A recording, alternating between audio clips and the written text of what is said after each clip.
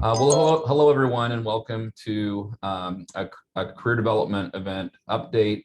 I'm Matt Kreifels, the Career Development Event Coordinator at the University in Lincoln, and we're happy today to offer this professional development webinar where we'll be discussing the Food Science CDE.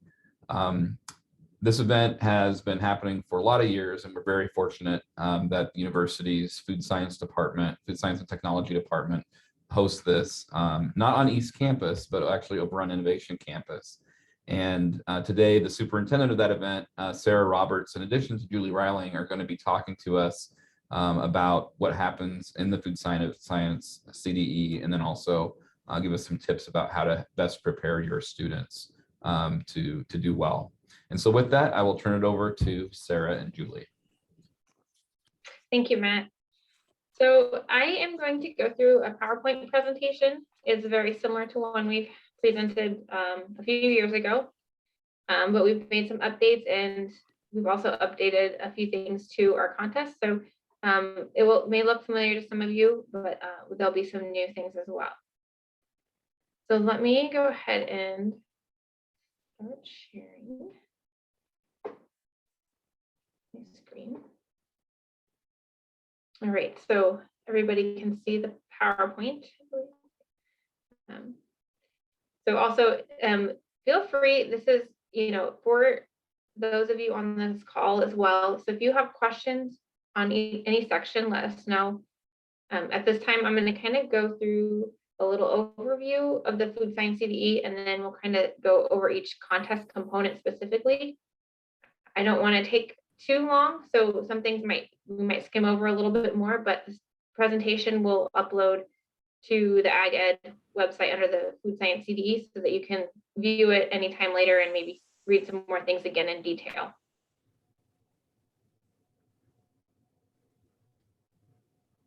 So just a reminder what the Food Science CDE is about. It's to promote learning activities related to the food industry and to assist students in developing practical knowledge of principles used in a team decision-making process. So, students were expected to have some good understanding of food product development, nutrition principles, food safety issues. We don't expect students to come out of this scoring 100%, because we know a lot of students don't get food science in their classroom. Some of them do, some of them don't. So outside of whatever is taught in their Ag Ed classes, they may not have any idea. So we do set the bar a little bit higher than maybe some of the other contests, but it is because we want to kind of test students on a broad area of food science knowledge. One thing that we've done a few years ago that will hopefully simplify the studying process is that we are pulling our content from one book, one textbook, and it's the Principles of Food Science. So it's a college level introductory food science book, and we use the 15th edition. And the nice thing about this book is, it's good science, and it comes with a disc in there that we use for our general knowledge exams. So the multiple choice questions at the end, and it has a lot of practice tests in there as well. So we'll pull our questions directly from there. So if you're looking for study material, that's the good one. And that will streamline a lot of the searching on the internet and not really knowing exactly what content to search for. This is a good overview. And then we've also, so coming into 2 years ago, we started this the revisions. That was the year we ended up starting with the virtual contest. So I think we didn't get maybe as much updates out as I'd like about this, but a lot of it was good updates, easy updates, so that it shouldn't have impacted the students too much, but made things easier. And so now we're kind of coming back to really calling out what we did. So another update was making the food safety exam sheet a little bit easier to read, and same with the list of violations. We also revised just the general layout of the rules and contest information. So when you go to look up the manual, you'll see it all in its very nice and condensed format. And the thing I really like about when we updated it, we put appendix in there, which actually shows sample worksheets of every contest that we have. along with the rubric we use for grading the product development contest. And I know that has helped some schools that have looked at that, so they understand kind of what we're looking for, where some of the big points are at. Even though it's called out at the beginning of the product development sheet, it helps maybe students see specifically what it is we look for. So just a reminder of the scoring distribution. So how we have an individual component and a team activity, and the team activity for team scoring includes the individual students' scores plus their team score to give an overall team. And then individual is just these tests, so students can place individually without their team component affecting them. So just a reminder how it breaks down. So there's a total of 1,400 points for top placing teams. Students should bring pencils, calculator for the product development test, colored pencils. We don't allow cell phones or cameras. And also we do not want students to bring in notebooks, blank papers, notepads. We feel that if they're bringing notes, or they're bringing paper in to take notes as they come out, they really don't need to do that, because we're providing them with the information they need to study ahead of time. So there shouldn't be things in there that they need to share afterwards. We do have a clause in the revised manual that if a team is curious about the answers to the contest afterwards, they're welcome to notify me ahead of time, ahead of the event, to say they would like a walkthrough of the event afterwards, so that I know what to make some time for that. Because once the event is over, we're rushing to get all the tests scored and making sure that there's no mistakes. So I do need to schedule in time to do a walkthrough with the teams, but I am more than happy to do that. Just again, to call out a couple things, we want to make sure that if any student has an allergy, they need to notice specifically for the sensory component. And then we know that the students are busy, and some of them will double up on contest events, and ours is right away in the morning, but sometimes it does overlap with another event they want. So if they can't finish the contest, they just forfeit the components they haven't taken. We can't rearrange the schedule for one or two students, because it's already a juggle to get every team in and through the event on time.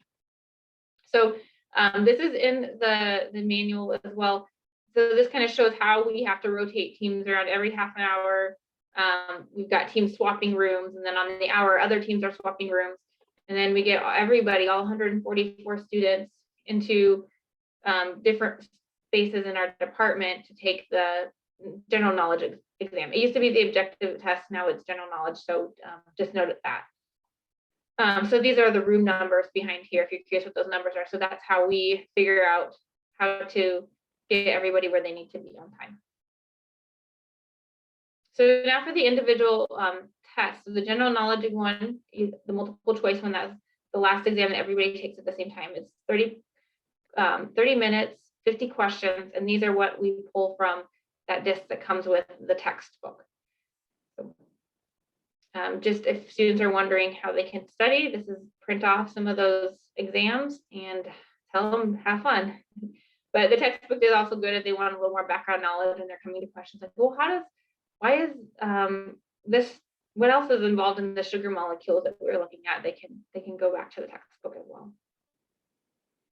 So it covers, everything: food safety, food chemistry, and microbiology, processing, engineering, nutrition, food labeling regulations. So things we've been trying to cover in the past, but now there's specific questions where students can look for. So if anybody has any questions, we'll move on. The next one is a food safety and quality test. And this one has two parts. So this one, students will have first food safety pictures, and then the second part is customer inquiry. We've updated the test forms, and I'll give you a few samples of those in a moment here. With the food safety pictures, they'll sit in the classroom, and we have a proctor in the room who will go through some slideshows, and they hold the slideshows for about 15 to 20 seconds. And students have a time to look over the picture and determine if there is an issue. And then a lot of times we'll kind of rotate it. They'll have time to run through the slides at least twice. But between the part 1 and part 2, students will have a total of 10 questions, and then they're all worth 5 points.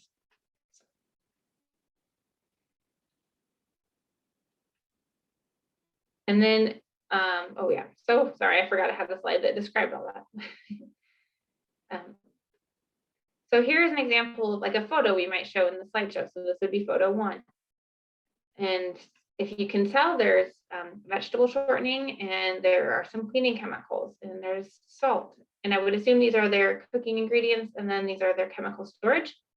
So a student would say, okay, that's not correct. You cannot have food ingredients with chemical storage. So they would need to say, this is their answer sheet. They could either say there is a sanitation problem, and that would be the number here, or there's no sanitation problem. But there is one.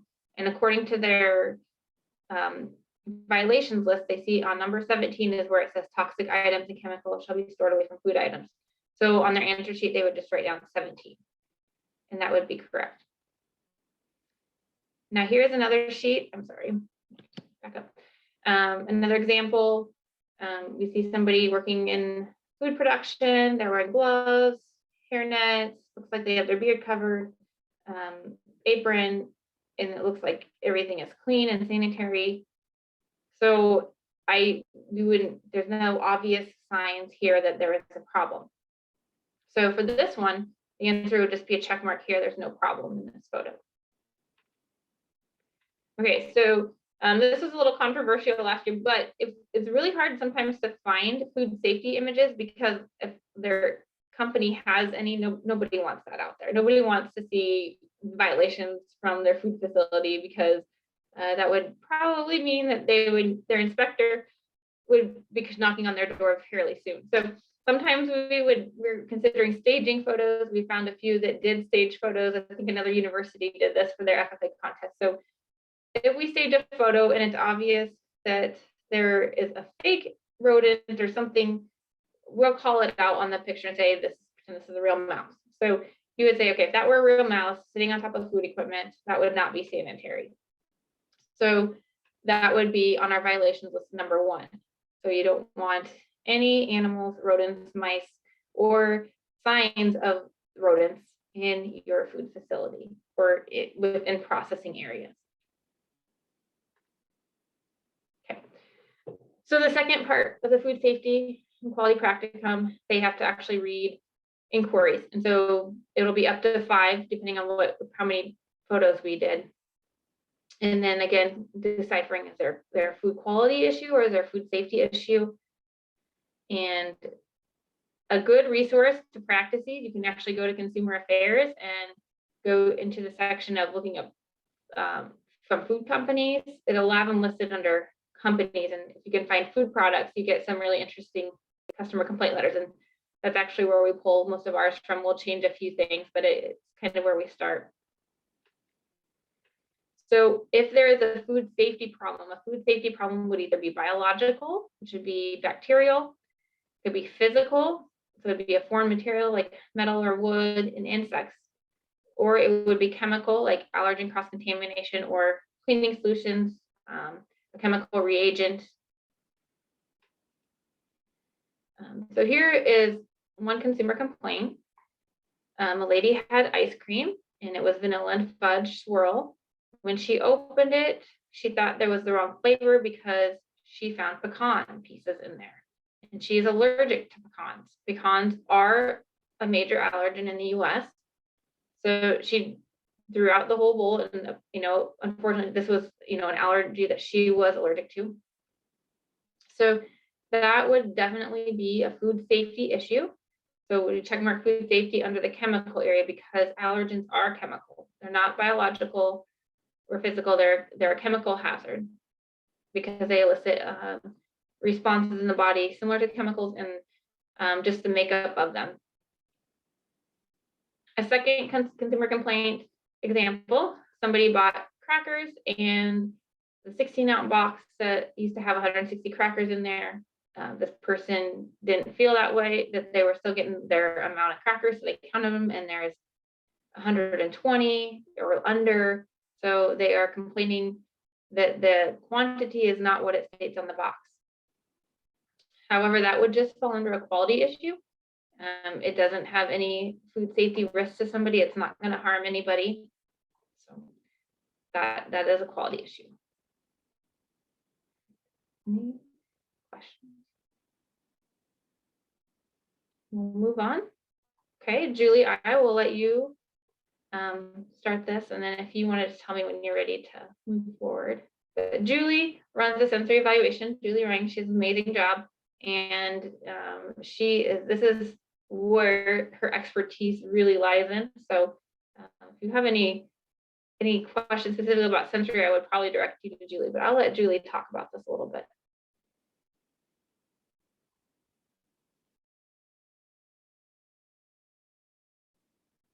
You're still muted, Julie. There you go. Okay. Can you hear me now? Yeah. Okay. For the sensory evaluation part of the food science contest, it's divided up into 2 different types of tests. We have the tasting portion under the triangle test and the aroma portion. The tasting portion consists of 2 triangle tests. So triangle test, you have 3 samples, 2 are the same, 1 is different, and we ask the students to tell us the number of the sample that is different. Typically when we're doing triangle tests in industry, we don't want to see any differences. So this one can kind of be a little tricky to get samples in there that the students can actually tell the difference, but they have to, dig a little bit, not just be able to look at them and determine what the difference is. Aromas, we have 6 different aromas, and the students are given a list of the possible aromas that they could be. Each of the aromas are worth 5 points, but we do give partial credit if you're in the same family. So for instance, if you put lemon instead of the correct answer of lime, we will give you partial credit for that. And we kind of leave that to our discretion on what we think that might be. These are the obvious ones: lemon and lime, wintergreen, or peppermint. Berries is another obvious one: raspberry to strawberry to. But we also have some that maybe aren't quite so obvious, like a maple or butter or something along those lines that can kind of smell somewhat similar. So we kind of leave that to our discretion. We just keep the grading consistent. Let's go to the next slide. I'm not sure what we all have on here. Okay, yeah, so I talked about the triangle test. We have 3 samples. 2 are the same, 1 is different. We asked for the one that is different. These are some of the tests we've done in the past: low fat versus regular, low salt, brand name versus generic, sugar-free versus regular. This is where it's really important, if you do have students that are participating, if they have any allergens to any of these, I need to know, because a lot of the ones that we tend to do have, well, wheat for sure, gluten, because those are the easiest ones we can find. But if I know ahead of time, I can usually find something that we can make work. Each of these triangle tests, I think, are worth 10 points, so 20 points total. We talked about aromas. It's been revised here in the last few years, so there's 31 aromas on the list, and we probably have that available on the website for you to take a look at, but the students will have a list of those during the contest. I think we provide, not every student gets their own set of aromas. I think it's usually shared with 4 or 5 other students, but with 30 minutes to do the entire test, it never takes the entire time. So it's never been an issue. And I encourage students too, that as people finish up and leave the room, that they are free to move to other areas to use those aromas. And Sarah has a good hint here to maybe clear your nose between scents to kind of smell your skin, or I tend to smell my shoulder just to kind of get that out. But anyway, Sarah's given a few ideas on where to find some different flavors and extracts. You can find several at the local grocery stores, but there is a kit that honestly we tend to use that is available for purchase. So I think that's about it. Okay, no questions. Sarah? Thanks, Julie. Okay. So now we're going to get into the team product development competition. This is probably one that we've seen really great improvement on with students over the past years. I think once we provided some practice materials and kind of step-by-step instructions. So this is one that really does take a little bit of, takes some preparing for, and students will definitely need to talk through some things with their team. So we really encourage them to spend at least some time going through this one, going through the slides a lot closer than maybe what I might do, because it's a lot of just math calculations for the bulk of it. But again, this is where they're going to need their pencils, their calculator, basic calculator, colored pencils, and then make sure we don't have anything in there that they should have, like cell phones and cameras. So each year there's a new scenario. The students will have a first page will kind of describe what type of product that they're going to create, and it'll say why, what's the process, or what's the reasoning. It could be a new trend. Most of the time it's something to do with trends. Sometimes it could be because of diet changes or needs in the public. Sometimes it could be on sustainability. So there's just a lot of different things reasons, and then so it'll give a little background information. I don't spend too much time on the first page because I don't want students to spend so much time reading. I want them to be able to start working through the project. But it is important that they do read it and kind of figure out what it is we're looking for from their product. So we'll specifically call out your product must contain 1 serving at so many grams, or must be a multiple serving product. We want this marketed to a certain audience, so we would expect their packaging design to be focused on that audience. And so as you'll see on the rubric that we provide in the appendix, there'll be specific things that we'll say. If we said we wanted to market to kids and it looks really boring on their packaging, they're not going to get very many points. And if it doesn't have a fun flavor that a child, like kids, would like, then it probably doesn't meet our goal for this. So they would get some docked on that. But then essentially we will provide all the information that they need for their ingredient labels, their nutritional calculations, and everything is based on 100 grams for calculations. So they'll get the materials they need at the contest. And it is a full 60 minutes.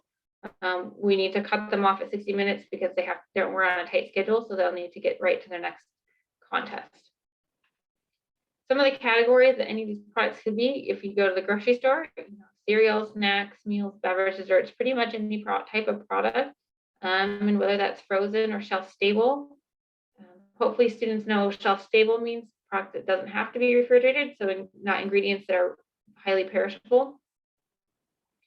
And it could either be in the grocery store, it could be sold to restaurants or food service, and they could go find it in a convenience store. So there are many components to this. As we said, the PDP is the principal display package, and then the information panel is here on the side with the nutrition facts panel incorporated into that. And so we'll call out some of these things here in a moment. So they'll be creating a nutrition facts panel, at least the information that goes in there. And then they'll also have to make sure they can list out what else goes on that side information panel. And then the principal display panel is where they can use their creativity. So some things we want to call out that we did update a little bit on the nutrition facts panel. There's a big change on the nutrition facts panel back in 2019. Is when we started with contest, and basically all that affects for our students in this contest is that there's added sugars now on the label, but they'll have the information they need to do those calculations. So it's just one additional calculation that they need to do, and the panel will look just slightly different with those changes and what is required on there. But you can go to the website and learn more about those changes. The vitamin and mineral content that was changed, we do not ask students to calculate those anyway, so that's why it doesn't affect them. So again, just a comparison, what I was saying, so now they have added sugars down here, when they didn't have that before, and we don't worry about that bottom content. So then here's this practice scenario we have, and we have all the worksheets available online as well, so you can have your students go through this one and understand what they would need to do during the contest. So one of the first steps, they need to decide what do they need to do, what kind of ingredients should they be using, do they need to replace ingredients, do they need to come up with their own set of ingredients provided on the worksheet that we give them on an ingredient sheet. They have to use the ingredients we provide them on the ingredient sheet, otherwise they're making up their own ingredients and they have no basis for what their nutritional calculations are for. So that's a big mistake, and we hate to see when students fail on that. And then the next good idea is to divide the team up among their roles. So once they figure out what they want to do and what they're going for, they could have somebody who's really good at art start designing the principal display panel and making it nice and fancy and incorporating the things that they were, hitting on. And then other team members who are good at math can start doing the nutrition calculations, because that takes a long time and you don't have time to sit there and wait for one student to get done with one portion and then you start on the next portion. It would never get done on time. So one of the first things you could start doing is calculating the nutrition facts panel. And you'd want to choose your ingredients. Like in this cookie dough recipe, we're swapping out ingredients from natural, and we want natural and gluten-free. So the original cookie dough formula had some wheat in there, and so we need to replace those ingredients. So this was the starting process. This is what was originally in there. So we see there is butter, peanut butter, sugars, eggs, flour, all-purpose flour. So that would be a product we would definitely want to switch out. And this is what students are provided with as their ingredient sheet, also nutritional facts information. So this is their list of potential ingredients they can choose from. And everything is based on 100 grams. So we'll get to how they can break that down in a moment, but we pull this from the USDA website. So this is real information. That's why if students are trying to make up their own ingredients, they see something on here, they want oats or something, and it's not on here, they can't just make that up. So they need to pull ingredients from here. And then down here, we have information on those ingredients. So things that are not just basic like salt. If it's salt, you can put salt. If it's baking powder, we know that that has a combination of other ingredients in there. And same with the peanut butter. And I would just say, you notice that we do have ingredients on there that they probably don't want to use in this new formulation. So they need to pay attention to what they're picking so that it meets those quality standards that Sarah had pointed out in the scenario. Like, we want this gluten-free and as natural as possible. So obviously we have two different peanut butters on here. You can't see the, I guess, the ingredient statement on the second one, but it definitely looks a lot simpler than peanut butter A. So they need to pay attention to what they're picking. Yeah, thanks, Julie. So here is where students might start scribbling on, writing on their pages. So we're going to take out that peanut butter and we're going to put peanut butter B in there. We don't need, they're going to be having to calculate nutritional information for every ingredient on here. So if they want, they can they have 2 sugars in here, they can cut out a sugar. They want to cut out the flour, so they're going to replace it with rice flour. We want it to still make sense. The formula should still make sense, but it doesn't, they're not actually going to get to create something physically, so they'll just do their best on what makes sense.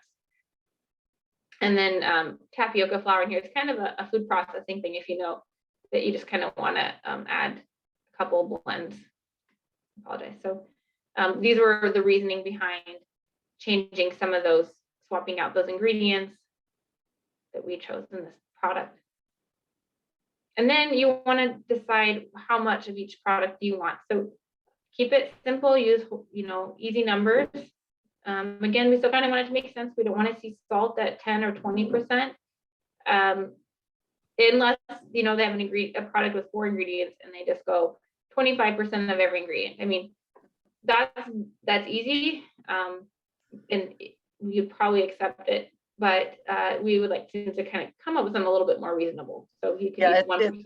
It's pretty easy. At this point, we do not take off for, like she said, having salt at 25%. Maybe sometime in the future, we will look at incorporating that in, but at this point, if it adds up to 100, I'm happy. So. Yep. Because remember, we're looking at percentages here. So if we have, what is our batch recipe going to say?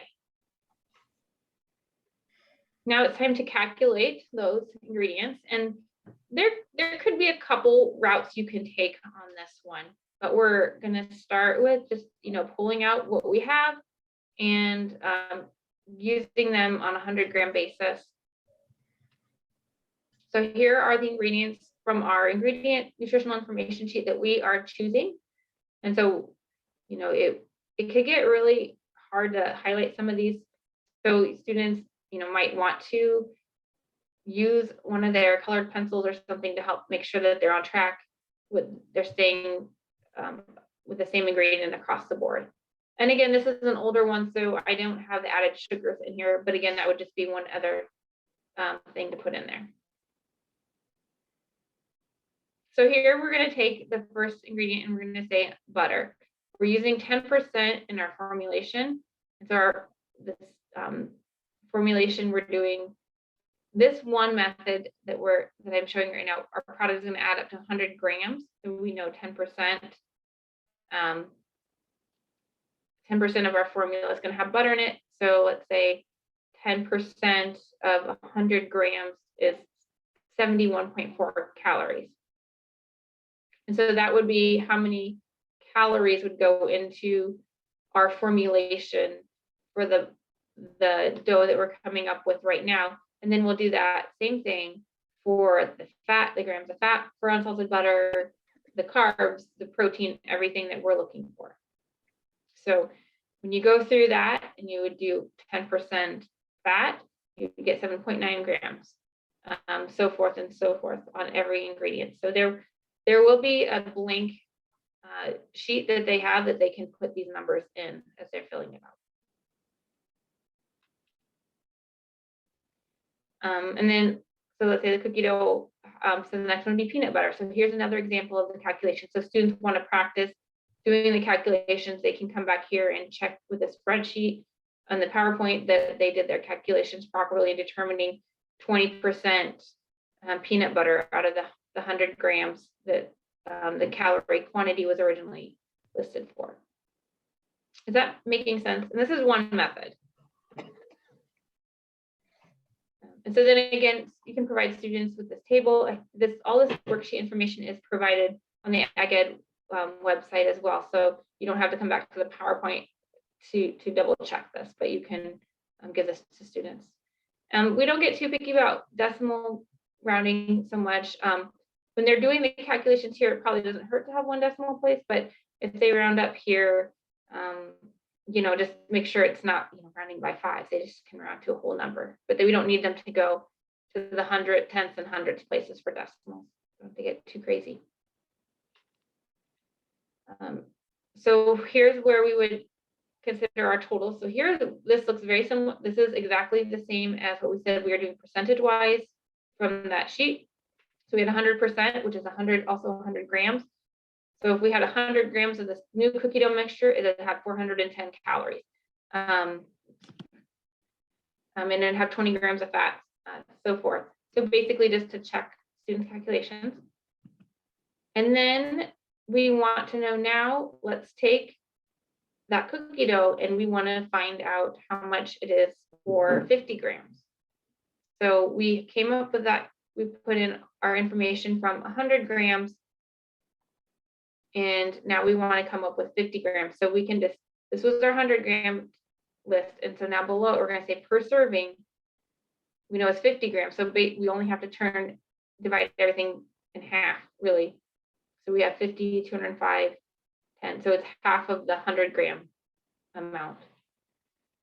There is probably another method that I should provide as well. This one may have been a little bit difficult, but to show a way to calculate this as well. But if students are good with algebra, they should be able to figure it out, and they should still come out to the same numbers. Once they figure out what their calories are, then they need to figure out what the daily percentage is. And so we have a chart here that shows them how much per serving per day. So they can do their calculations down here. They would just take the 10, their cookie dough had 9.9 grams, which rounds up to 10 divided by 65, and it'd be 15%. So I gotta pause here for a moment. I've got a 2-year-old who wants attention. I'll be right.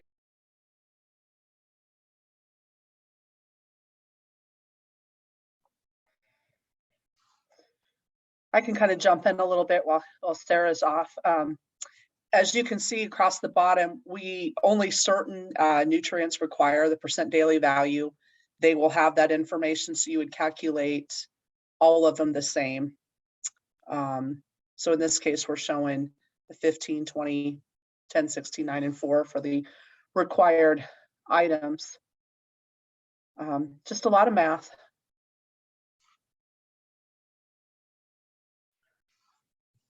And once you've, there we go. Once you've calculated all of those values, you need to enter them into the nutrition facts panel. We have a sheet that has all these blank spaces.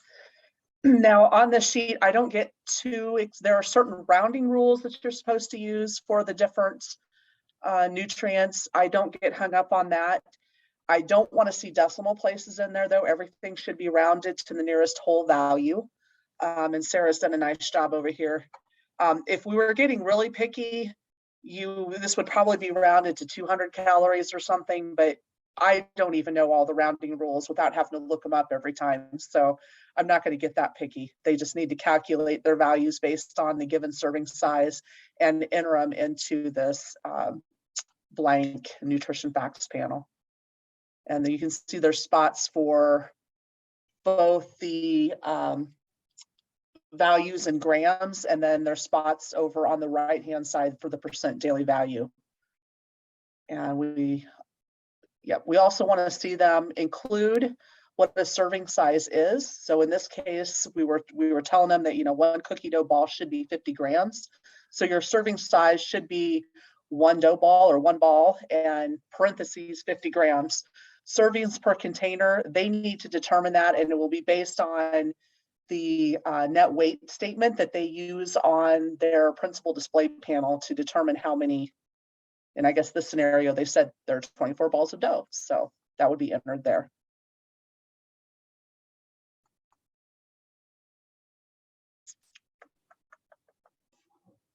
Okay, I'm trying to get to move forward.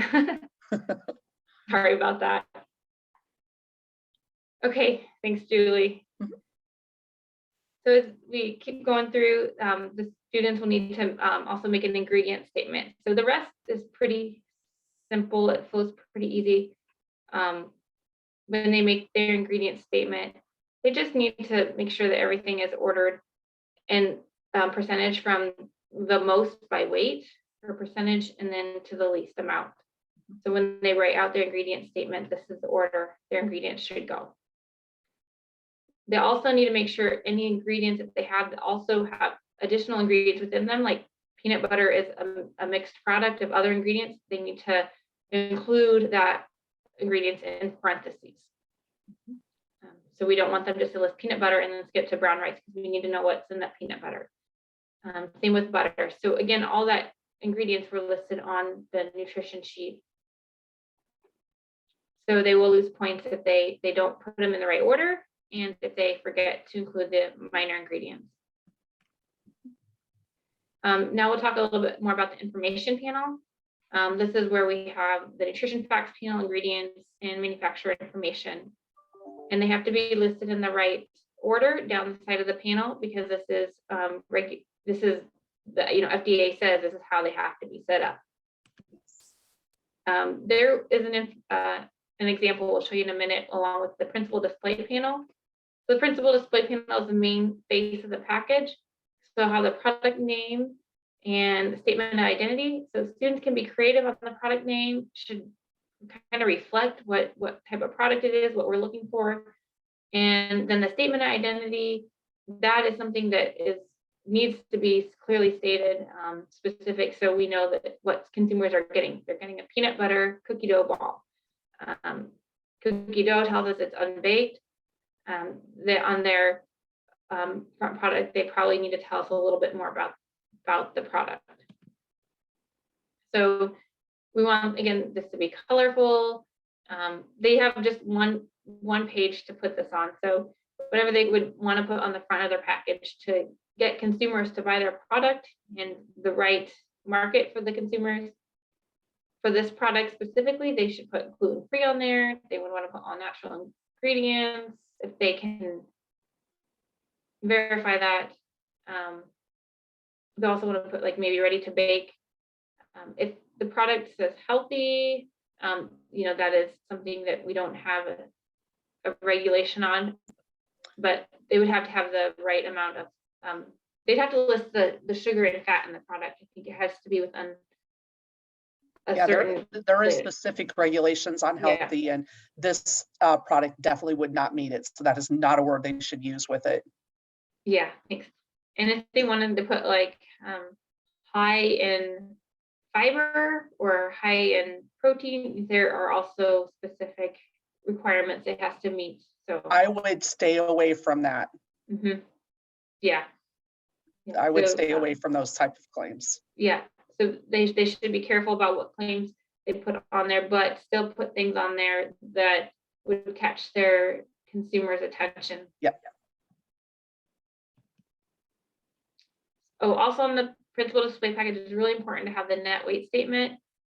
That is requirement, and it should be in ounces and grams. So they would need to determine if they had a 50-gram, product, what they would be for how many servings they would have. So according to how many servings they have in there, what their total package weight would be. So for that product, if we wanted to have 24 servings in there, then they know, okay, each cookie dough ball is supposed to be 50 grams. So 24 times 50, when you calculate the total weight, these are both acceptable to put on there. This one down here is more common. Net weight 2 pounds, 10.8 ounces, 1.2 kilograms. And just conversions that are helpful for students to know, because we don't put this in there. So they will need to know that 28 grams is 1 ounce. And 454 grams is equivalent to 16 ounces and 1 pound. These would be some things we might ask on the essay questions about who governs the food regulations. We have the FDA and USDA have specific requires certain label approvals. And then this is kind of an example of what we would expect to see from students when they turn in their packet or their product display panel. So this one right here, the one in the middle, they'd put gluten-free on their peanut butter cookies. And then here's their statement of identity, frozen cookie dough balls. And down here's the net weight. All natural, just to get consumers. Here's the company name. This was very much in a draft form, so it should be colorful. I need to probably take a picture of this. Some teams have done really cool principal display packages, really colorful. You can definitely tell there's some artists in their groups. So this is a very rough one, but it has what's required in there, but it wouldn't have any points for colorfulness or creativity. This is what their information panel should look like. So they just need a box that shows where the nutrition facts panel would go. on the side packet and where their ingredients should be. So they just need to write ingredients there. And then the company name and contact information.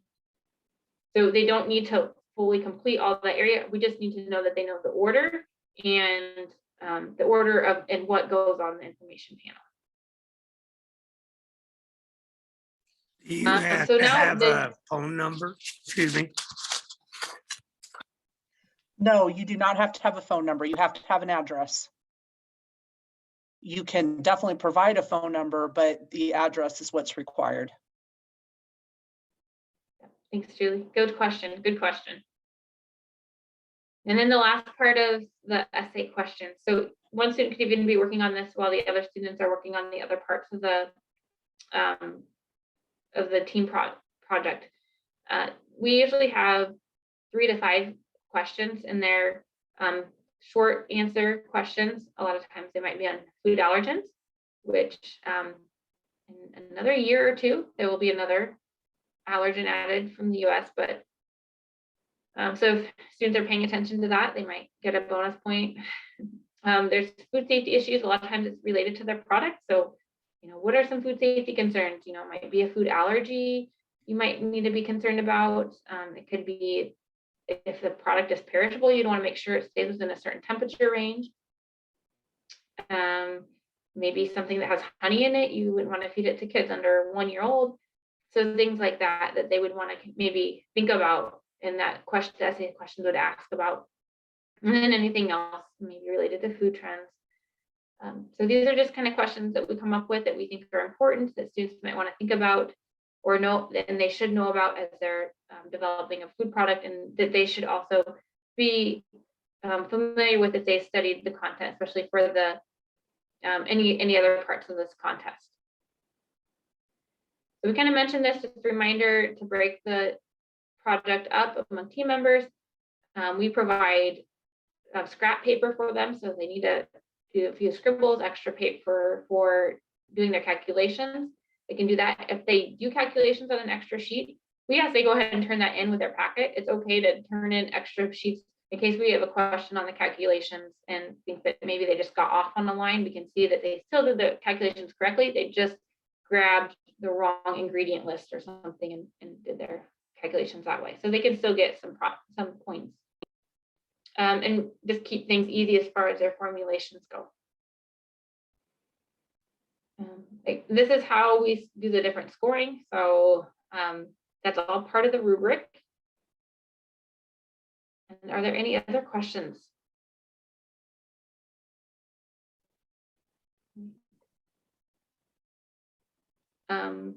Again, I would just, the Ag Ed website has great information on there. It has the rules and the appendix are really helpful, I believe, for students to be able to prepare for the contest. Anything else? Great. Well, thank you, Sarah and Julie. I just want to open it up one last time for questions about anything else in regard to the event, including event logistics or anything else that you might be curious about as you think forward to April.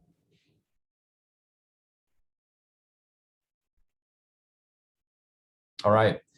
Well, if not, I just want to thank one more time Sarah for serving as a superintendent for this event, and Julie has a significant role in making sure that this is a great experience for students too. We're excited to get your students back on campus in April and out to Innovation Campus. It's beautiful out there. I hope that in addition to dropping them off and sending them in the door, that at some point you can also come in and see what they're doing there. I know some teachers choose to bring students down to tour the facility at another time, and Sarah's a great contact for that as well, to expose your students to what the university has to offer, and specifically with food science. So with that, we will post this video link on the CDE website and also on the PDW website, and so you can reference it later or have some of your team members look at it too.